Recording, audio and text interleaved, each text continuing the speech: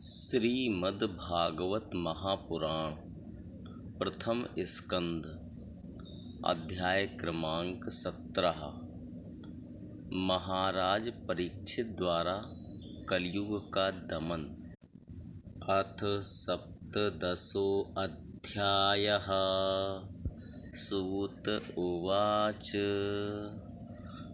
तत्र गोमिथुनं राजा हन्यमानं नाथवत् दण्डहस्तं च वृषलं दद्रसे नृपलाक्षणं वृषं मृणालधवलं मेहन्तमिव बिभ्यतं वेपमानं पदैकेन सीदन्तं शूद्रताडितं गां च धर्मदुधां दीनां भृशं शूद्रपदाहतां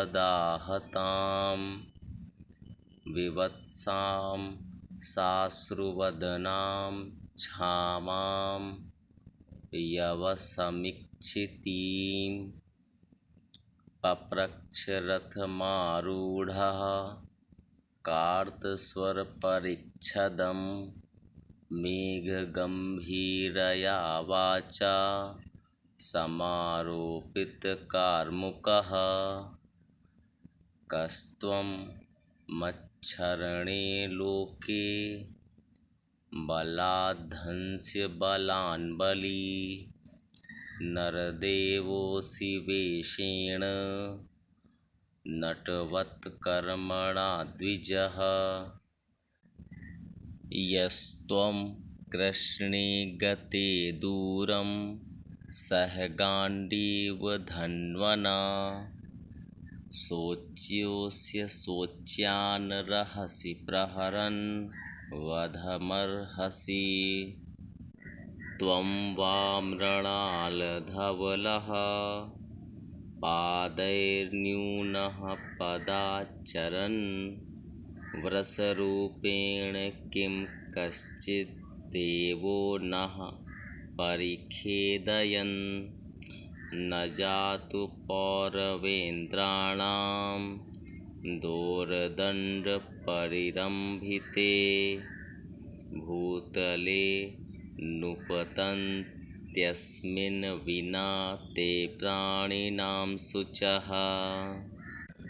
सूत जी कहते हैं, शौनक जी, वहाँ पहुँचकर राजा परीक्षित ने देखा कि एक राजा वेशधारी शूद्र हाथ में डंडा लिए हुए है और गाय बैल के एक जोड़े को इस तरह पीटता जा रहा है जैसे उनका कोई स्वामी ही ना हो।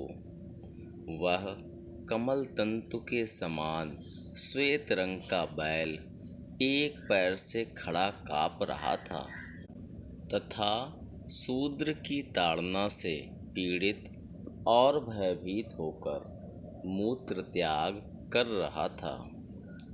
धर्मोपयोगी दूध, घी आदि हविष्य पदार्थों को देने वाली वह गाय भी बार बार शूद्र के पैरों की ठोकरें खाकर अत्यंत दीन हो रही थी। एक तो वह स्वयं ही दुबली पतली थी, दूसरे उसका बछड़ा भी उसके पास नहीं था। उसे भूख लगी हुई थी और उसकी आँखों से आंसू बहते जा रहे थे। स्वर्ण जटित रथ पर चढ़े हुए राजा परीक्षित ने अपना धनुष चढ़ाकर मेघ के समान गंभीर वाणी से उसको ललकारा। अरे तू कौन है जो बलवान होकर भी मेरे राज्य के इन दुर्बल प्राणियों को बलपूर्वक मार रहा है? तूने नट की भांति वेश तो राजा का सा बना रखा है, परंतु कर्म से तू शूद्र जान पड़ता है। हमारे दादा अर्जुन के साथ भगवान श्री कृष्ण के परम धाम पधार जाने पर इस प्रकार निर्जन स्थान में निरपराधों पर प्रहार करने वाला तू अपराधी है, अतः वध के योग्य है। उन्होंने धर्म से पूछा, कमल नाल के समान आपका श्वेत वर्ण है, 3 पैर न होने पर भी आप एक ही पैर से चलते फिरते हैं। यह देखकर मुझे बड़ा कष्ट हो रहा है। बतलाइए, आप क्या बैल के रूप में कोई देवता हैं? अभी यह भूमंडल कुरुवंशी नरपतियों के बाहुबल से सुरक्षित है।